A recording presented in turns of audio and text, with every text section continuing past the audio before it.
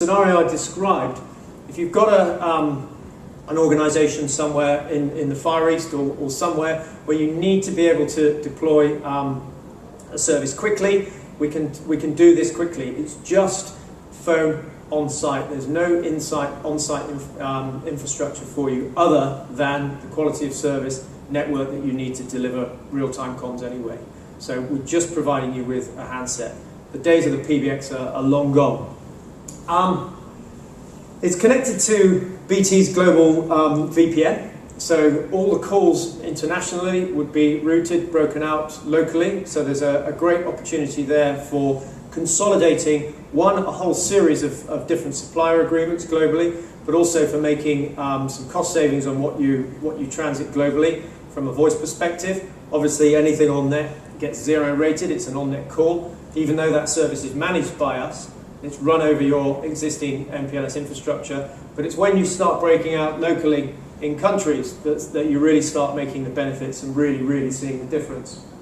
It doesn't matter if you're not in a position to refresh the whole estate.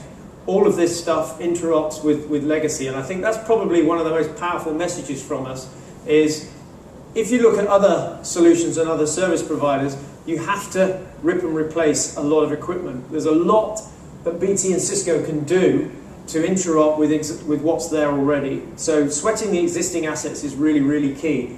There's no revolution here. It's a real gradual evolution. You can take this service and interop with whatever exists there today. We can figure it out, and that really is key, I think, for maximising the investment. And again, I've done it once, but finally, we all know that we want to get to a position of unified communications. You know, we all know that these tools out there will help the organisation move forward. They will help people in business. We're lucky in BT. How many of you got IM already, IM and presence across the organisation? Quite a few. Cisco and the BT people don't count, but we are quite lucky, and I think because we're in the business, we've had all these tools for a long time.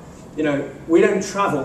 The company saves about £3,000 a year on me as an individual because I'm home-based.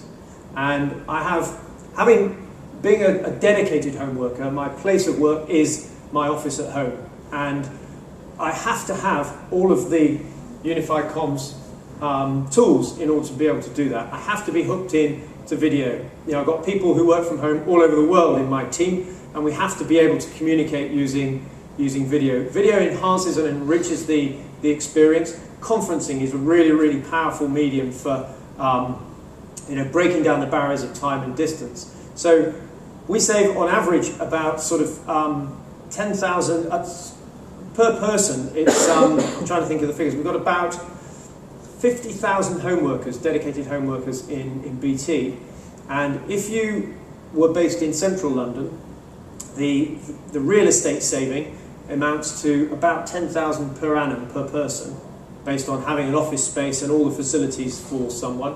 If you weren't based in London in the UK, if you were based in one of the cheaper locations, more remote locations in the UK, then it's 3,000. And for me, based in Portsmouth, so I'm saved £3,000 a year, and that's with all the equipment, all the unified comms equipment that I need to do my job, excluding full-on telepresence. I haven't quite managed to convince the finance director that the return on investment is suitable for them to put the immersive video in yet, but I'm still working on it.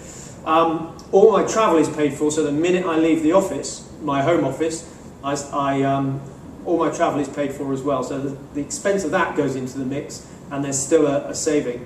The time saving for me, if I were to leave BT now and go and work for another organisation, and go back into commuting or travelling, I would really struggle. Anyone home-based in here? Anyone dedicated home-based? Yeah, a couple of you, so you'll sort of know where I'm coming from. There's a bit of isolation in there as well. You know, there's a balance and a blend that you need, but I like the fact that actually my main office is in London, and I'm not allowed to go there more than 3 times a week. Otherwise, I'll get the inland revenue on my case. So I think that's a good excuse not to travel to London. So that very much is the offering. We've got it. We're serving customers with this already now. So this has been launched for about a year, possibly a little longer than a year.